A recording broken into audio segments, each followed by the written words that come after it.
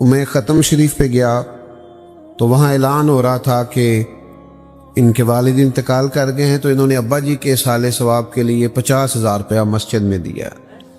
پہلے وہاں بھی اعلان ہو گیا، پھر مجھے بھی کہنے لگے دعا میں بھی آپ کہہ دیں، تو میں نے نہیں کہا، میں اکثر نہیں کہہ پاتا، روکا دیتے ہیں لوگ، کہتے ہیں یہ جتنا قرآن مجید پڑھا ہے یہ سارا بتا دیں، تو میں اکثر پوچھتا ہوں کس کو بتانا ہے؟ 50 قرآن پاک پڑھے ہیں اسپیکر میں بتا دیں، کس کو بتاتے ہو؟ اللہ کو تو پتہ ہے کتنا پڑھا ہے، ثواب کس نے دینا ہے؟ یہ بھی تھوڑا سا لوگوں میں خبر پھیل جائے کہ لو جی ہم نے یہ کیا ہے، یہ ختم شریف ہے اور اس میں جناب ہم بتاتے پھرتے ہیں یہ کر دیا وہ کر دیا، تو دعا کا معاملہ تھا، چپکے سے ہو جاتا، بخشش کا ذریعہ ہوتا۔ آپ بتا رہے ہیں اتنے قرآن مجید، اتنی دیگیں فلانا، پتہ چلے ختم ہو رہا۔ تو مجھے کہنے لگی ابا جی کے سال ثواب کے لیے 50,000 مسجد دیا تھا، آپ نے بتایا ہی نہیں۔ میں کیا ابا جی تو ان کی دے گا نے، کہندے ہوتے کافی جائیداد چھڑ گئے نے۔ میں کیوں نہ بھی سپیکر اعلان کرایا کہ انجی دے گا جی، کہتے نہیں ہوتے انجی، تے میں کہا تسی وچوں 50,000 دین لگے وہ دا اعلان کراندے پھر دیو۔ کیا عجیب ہمارا مزاج بن گیا ہے، یعنی مسجد کی ٹائلوں پہ لکھا ہے سال ثواب فلانے کے لیے۔ حضرت عثمان غنی رضی اللہ تعالیٰ عنہ نے نا ایک کنیز خدمت کرنے کے لیے کنیز حضرت عائشہ صدیقہ رضی اللہ تعالیٰ عنہ کو رکھ کے دی تھی کہ اماں جی یہ آپ کی خدمت کیا کرے گی۔ تو حضرت عائشہ صدیقہ رضی اللہ تعالیٰ عنہ نے عرض کی کہ مجھے ضرورت کوئی نہیں، میں اپنے کام خود کر لیتی ہوں۔ انہوں نے کہا نہیں آپ کی خدمت کرے گی۔ تو حضرت عائشہ صدیقہ کی وہ کنیز، وہ فرماتی ہے کہ سیدہ عائشہ سارے کام خود کرتی تھی، بلکہ 2 روٹیاں میری بھی پکا دیتی، سارے کام وہ کر لیتی، لیکن جب کوئی دروازے پہ فقیر مانگنے آتا تو مجھے کہتی جاؤ اسے دے کے آ جائے گا۔ تو میں عرض کرتی اماں جی یہ لوگ تو کام تو لوگ شوق سے کرتے ہیں کہ باہر پتہ چلے بڑا سخی ہوں، تو یہ آپ مجھے کہہ دیتی ہیں۔ تو حضرت عائشہ فرماتی کہ جب کوئی کسی کے ساتھ نیکی کرتا ہے تو وہ شکریہ ادا کرتا ہے، میں یہ چاہتی ہوں کہ وہ شکریہ بھی تیرا ہی ادا کر جائے، میں نے جو بھی اجر لینا ہے اپنے رب کریم سے ہی لینا ہے، میں شکریہ کے تکلف میں بھی ڈالنا۔ او میرے دوستو، بڑے بڑے لوگ آئے، ہم سے زیادہ لوگوں کی شہرت ہوئی، زیادہ پوسٹر چھپے، زیادہ رش ہوئے، اپنے آپ کو سنبھالے، اپنے لیے کچھ کرے۔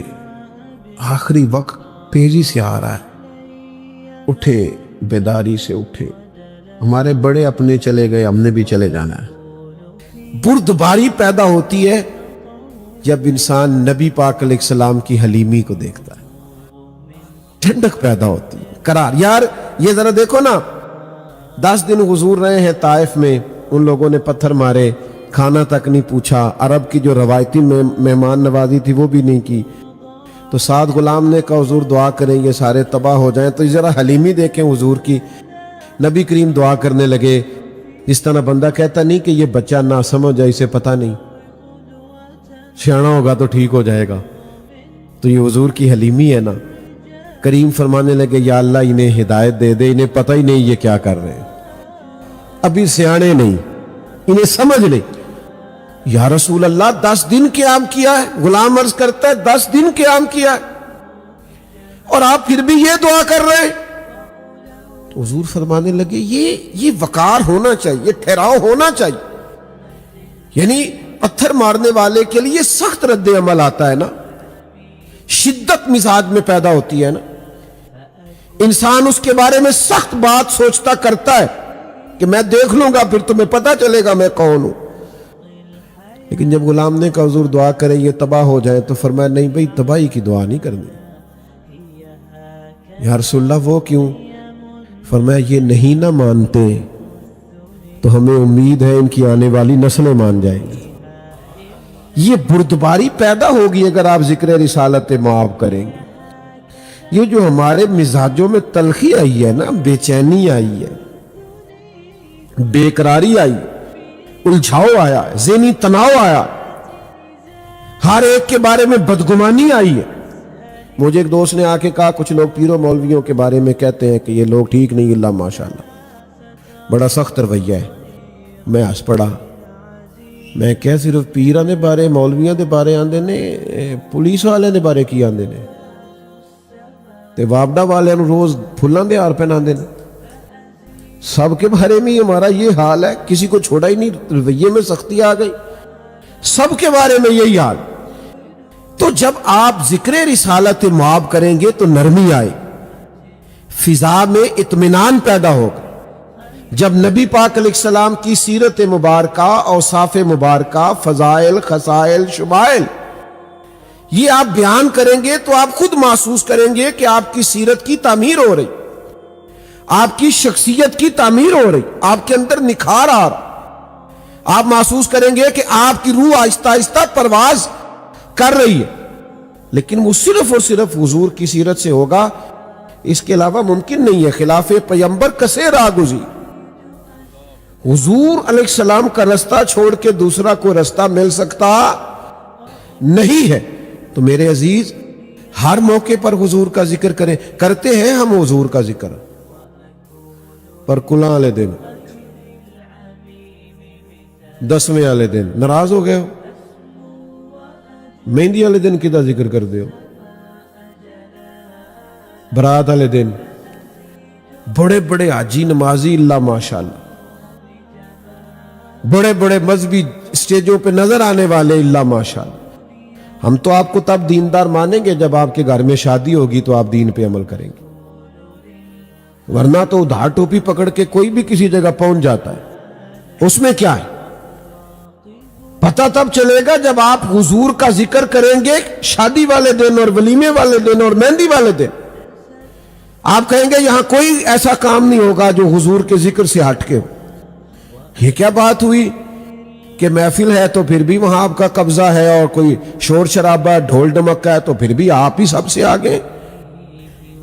دو رنگی چھوڑ کے یک رنگ ہو جا، سراسر موم ہو جا یا پھر سنگ ہو جا، ایک ہی رستہ ٹھیک ہوتا ہے۔ دو کشتیوں کا مسافر کبھی کنارے پہنچتا کی کہی دا دو کرانا پرونا، اللہ ہی خیر کرے۔ تو بھائی یاد رکھو، حضور کا ذکر پاک ہر لمحہ، ہر لہجہ، ہر وقت، اور یہ بڑی شان والا بندہ ہے جو نبی پاک کا ذکر کرتا ہے، وہ بڑی عظمت والے لوگ ہیں جو حضور کے ذکر کا اہتمام کرتے، وہ بڑے باکمال لوگ ہیں جو ذکر مصطفیٰ صلی اللہ علیہ وسلم سننے کے لیے آتے۔ بہت ساری ایسی باتیں میں کرنا نہیں چاہتا، وہ بعض اوقات تھوڑی مشکل ہو جاتی ہے میرے لیے بھی اور بلانے والوں کے لیے بھی۔ اب تو بڑی ساری سختیاں ہماری طبیعت سے ویسے نکل گئیں، دوستوں نے کہہ کہ ہمیں کہ یہ بھی رہنے دے، یہ بھی رہنے دے، کافی سارے سوال ہی شارٹ ہو گئے۔ ایک جگہ میں کسی محفل میں حاضر تھا، اب تو جاتے بھی نہیں، زیادہ جگہ پہ موقع نہیں بنتا، تو وہاں ایک نقیب محفل نہ بار بار قوم کو پریشان کر رہے تھے، تسی سبحان اللہ نہیں کہیں دے، توڑا ذوق ہی نہیں، میں بڑی دیر دا لگا۔ اچھا وہ جس ویلے کوئی لاگے نعت پڑھے تے آپ کرمالا موبائل دے لگ جائے، بھئی تیرا ان ذوق کتھے گیا ہے، تو تے توڑا ذوق ہی نہیں۔ تو بزرگ لوگ بیٹھے ہیں بیچارے، اور پھر میں آیا ہوں بیان کر کے چلا جاؤں گا، نعت کھایا نعت پڑھ کے، اچھا ان کا ذوق ہی نہیں بیچارے جو شروع سے لے کے آخر تک بیٹھے، آپ نے ایک منٹ میں انسلٹ کر دی، سمجھا ہی نہیں آپ نے، تو بار بار کہے جا رہا ہے۔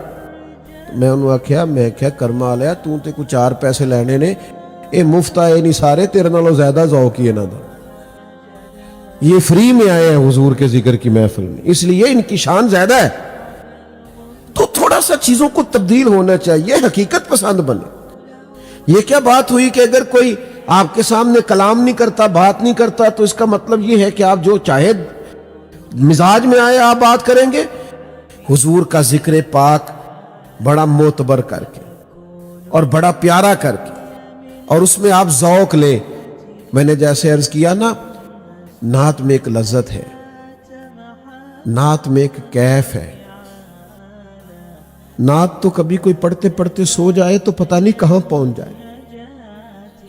نعت ادب کا وہ اعلیٰ مقام ہے، لیکن شرط یہ ہے کہ پڑھنے والا بھی اس میں کھو جائے اور سننے والا بھی اس کا لطف لینے لگے، پھر اس کے اندر کیف پیدا ہو جاتا ہے، سرور پیدا ہو جاتا ہے۔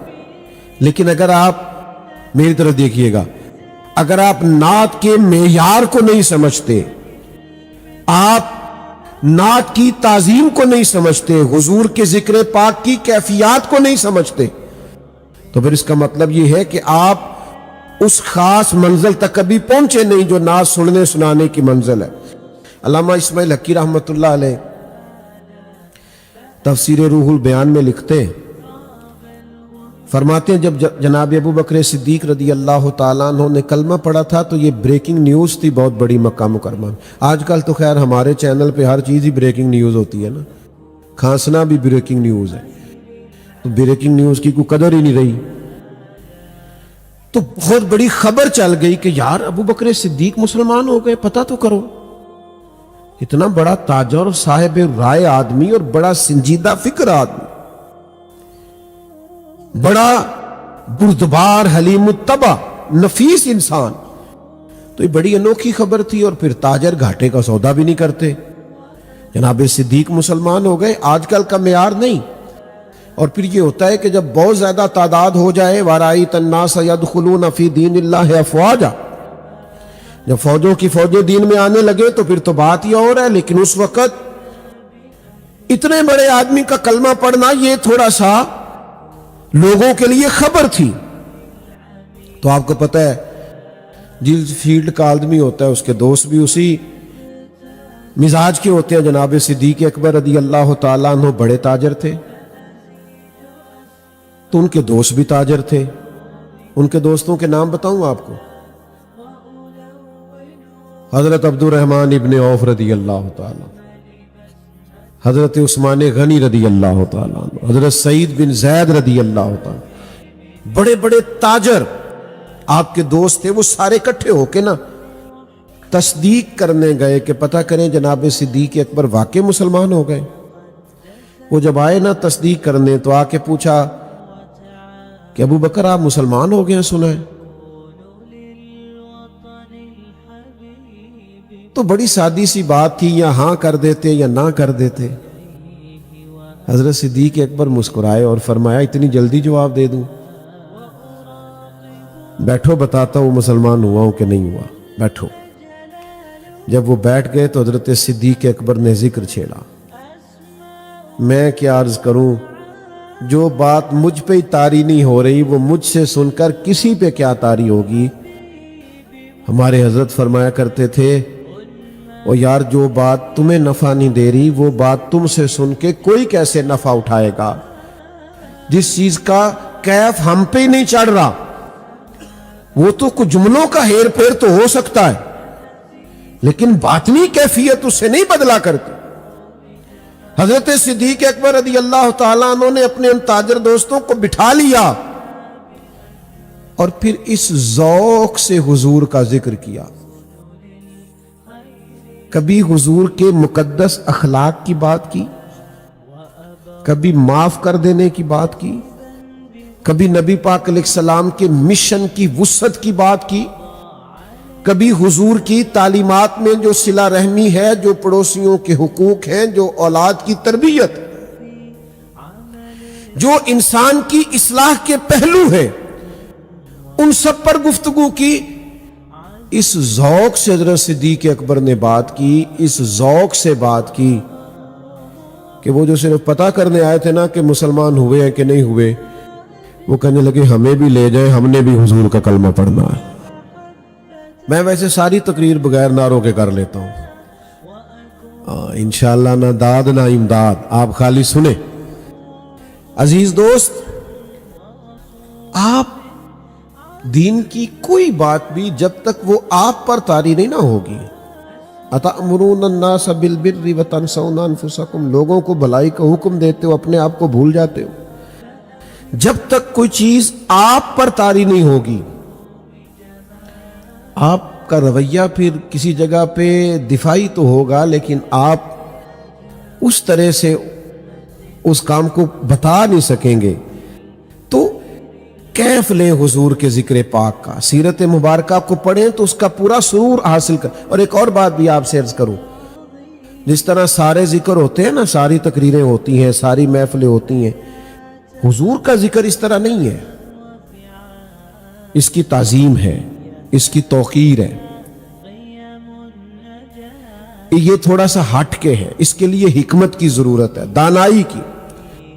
بغیر تدبر کے یہ کام نہیں کریں. کچھ لوگ کہتے ہیں جی میں سچ بولتا ہوں, تو بعض لوگوں کو برا لگ جاتا ہے. سچ کبھی بھی برا نہیں ہوتا, بعض لوگوں کا لہجہ برا ہوتا ہے.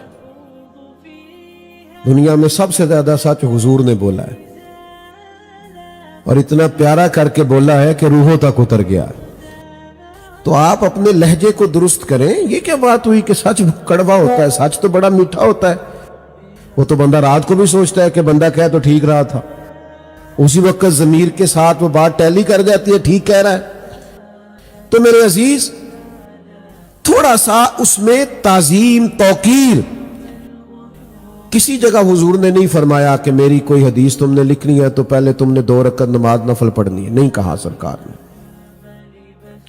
پہلے وضو کرنا, غسل کرنا, نیا لباس پہننا یا دھلا ہوا پہننا, حضور نے یہ تاکید نہیں کی. لیکن امام بخاری رحمت اللہ علیہ نے جب بھی حضور کی کوئی حدیث لکھی ہے پہلے 2 رکعت نماز نفل ادا کی. پہلے آپ نے لباس بدلا ہے, اس کو خوشبو لگائی ہے, وضو فرمایا ہے. کیوں؟ اس لیے کہ ذکر رسالت مآب صلی اللہ تعالی علیہ وسلم کے لیے مسلمان کو جو ذہنی طور پر, فکری طور پر, روحانی طور پر تیاری کی ضرورت, وہ تیاری کرنا چاہیے. ہم نے آج تقریروں کو بھی اس طرح کا بنا دیا ہے, ماحول اس طرح کا بنا دیا ہے. جیسے ابھی میں آپ کی خدمت میں گزارش کر رہا تھا کہ مذہبی اسٹیجوں اور مذہبی محفلوں میں بھی اگلی نشستیں نوٹوں والوں کی ہوتی ہیں, چونکہ ان کے ہاتھ میں پیسے ہیں, لہذا اگلی سیٹوں میں بیٹھیں گے. تو عزیز, جب تک آپ وہ معیار نہیں بدلتے, وہ رنگ نہیں تبدیل کرتے, اتنی دیر تک ماحول میں وہ تاثیر پیدا نہیں ہو سکتی. اسلام نے پابندی لگائی ہے کہ بغیر وضو کے نماز ہو سکتی نہیں ہے. اس کے اوقات رکھے ہیں, ہمیں نظم و ضبط کا پابند کیا. ایک شخص کہتا میرا دل کر رہا ہے میں رات کو 2 بجے فجر پڑھوں, تو اس کی نہیں ہوگی. کتابم موقوتا, مقررہ وقت پہ نماز ہوگی. تو ذکر رسالت مآب صلی اللہ تعالی علیہ وسلم کا جو ادب ہے اس کو ذرا سمجھیے گا, حکمت سے, دانائی سے, تدبر سے, فہم و فراست سے اس ذکر کو آگے روایت کرنے کی ضرورت ہے. 2 بھائی ہیں, مثال دے رہا ہوں, 2 بھائی ہیں سگے, ایک بڑا ہے ایک چھوٹا ہے, لیکن چھوٹے کی تعلیم زیادہ ہے. اس نے اچھی ڈگریاں حاصل کی ہیں, اعلیٰ معیار کی تعلیم پائی ہے, ماسٹر کیا اچھے نمبرز میں, پھر اس نے ایم فل کیا, پھر اس نے پی ایچ ڈی کر لی, پھر اس نے کچھ اور مزید رسوخ پیدا کیا, تحقیق, ریسرچ کی, آگے بڑھا. لیکن بڑے ہونے کے باوجود زیادہ پڑھ نہیں سکا, اگرچہ بڑا ہے. پھر چھوٹے کی تعلیم زیادہ تھی تو اس کو نوکری بھی بڑی اعلیٰ ملی, اور پھر اس کے پاس وسائل بھی زیادہ ہوئے اور گاڑی بھی اچھی ملی. اب دونوں بھائی ایک دن گاؤں آئے ہوئے تھے واپس, یا جہاں رہتے تھے یا ویسے کسی مقام پہ موجود تھے, تو ایک بندے نے ان سے پوچھا تم میں سے بڑا کون ہے؟ تو اس نے تعلیم پوچھی ہے کہ عمر پوچھی ہے؟ جلدی بتائیے.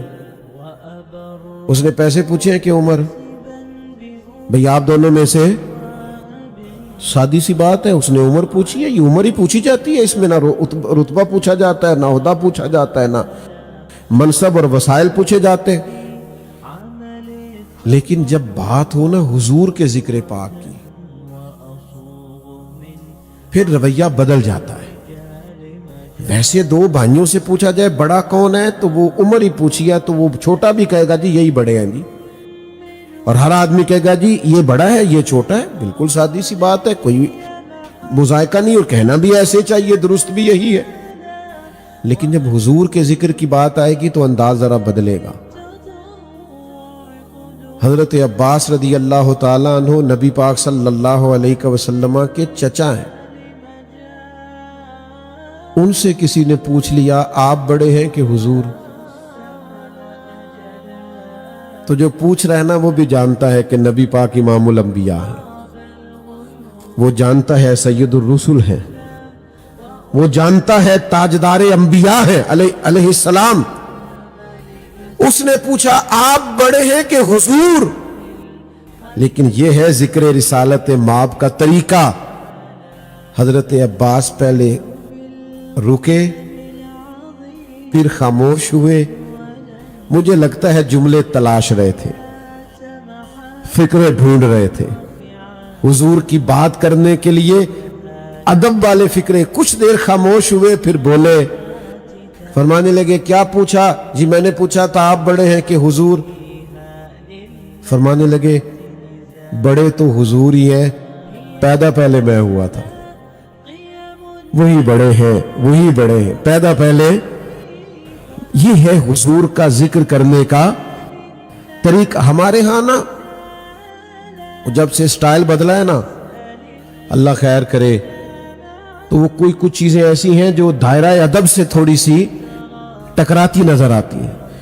کچھ ذوق ہو, کچھ شوق ہو, حضور کا ذکر پاک کرنے کی کچھ لذت ہو. بس بات کو سمیٹنے لگا ہوں.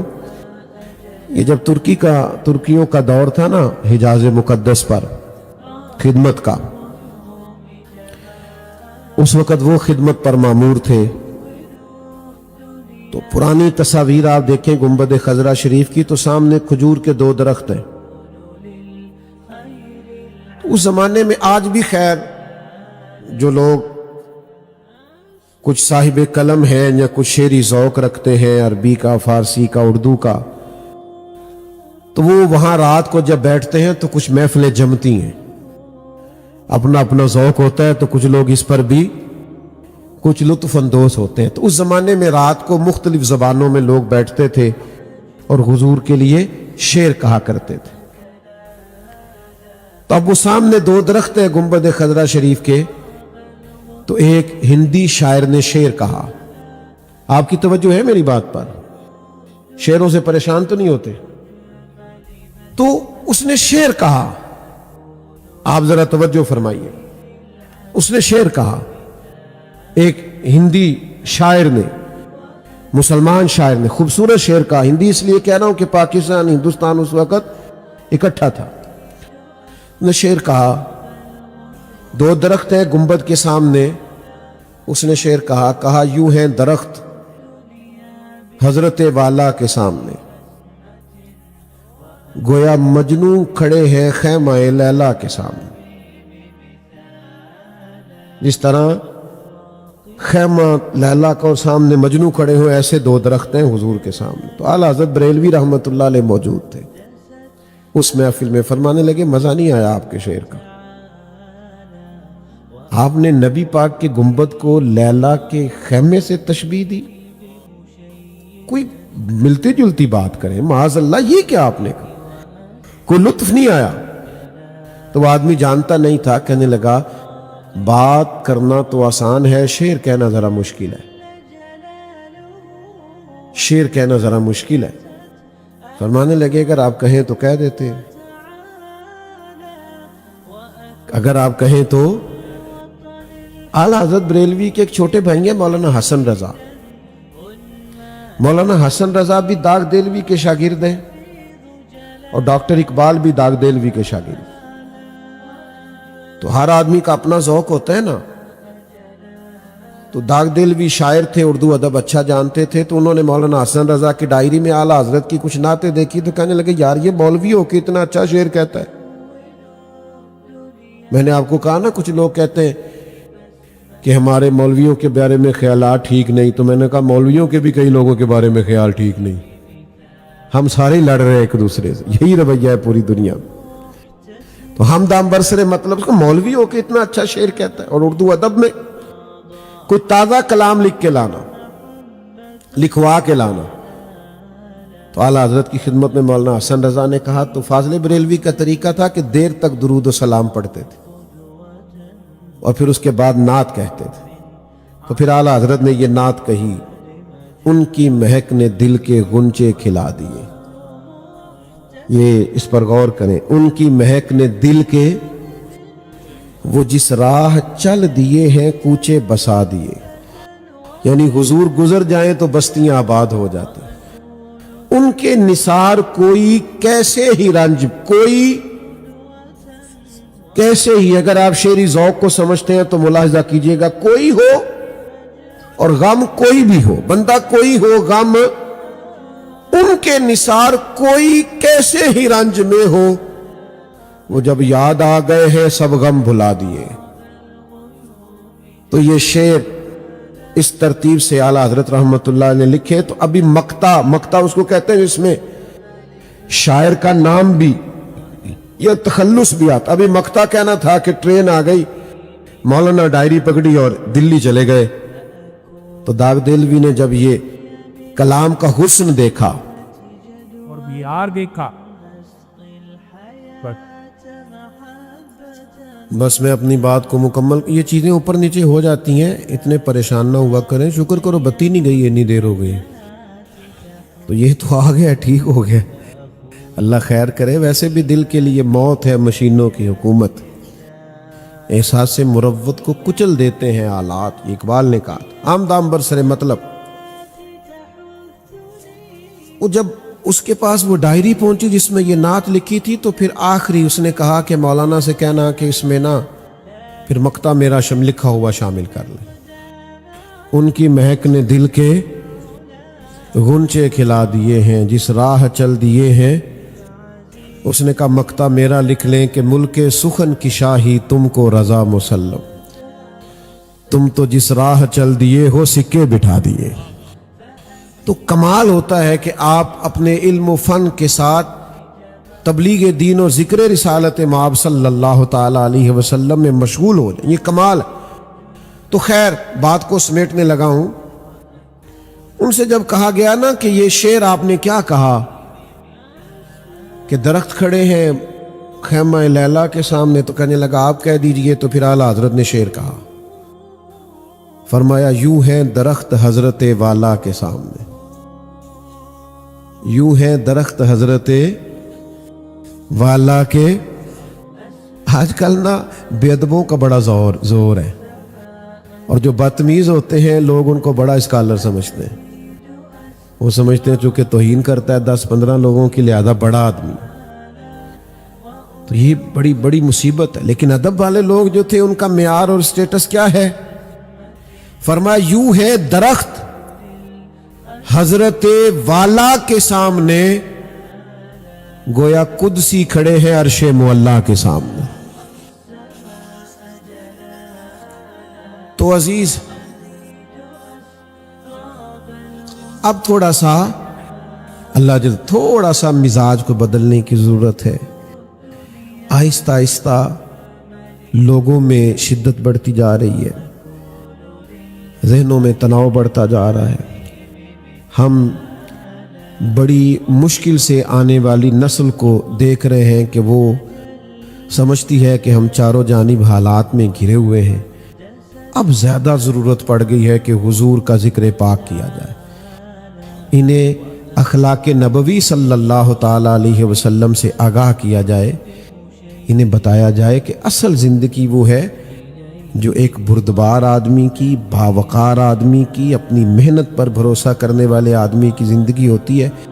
शॉर्टकट का रास्ता, कोई गलत रास्ता, कोई नाजायज़ रास्ता, कोई ऐसा रवैया जिससे कि इंसान की वज़ादारी पे हरफ आए, उससे अपनी नस्ल नौ को बचाने के लिए खूबसूरत महाफिल खूबसूरत अंदाज में सजाने की ज़रूरत है। दुआ करता हूँ जो मैंने कहा अल्लाह कबूल फरमाए। बात करते कहीं भूल गया हूँ तो अल्लाह मुझे माफ़ फरमाए। महफिल आपकी जारी रहेगी, लोग आते भी रहते हैं जाते भी रहते हैं। हम शख्सियात के कायल नहीं हैं, नज़रियात के कायल। लोग दुनिया में आते हैं फिर चले जाते हैं, लोगों से दुनिया नहीं चलती, अल्लाह के फजल से चलती है।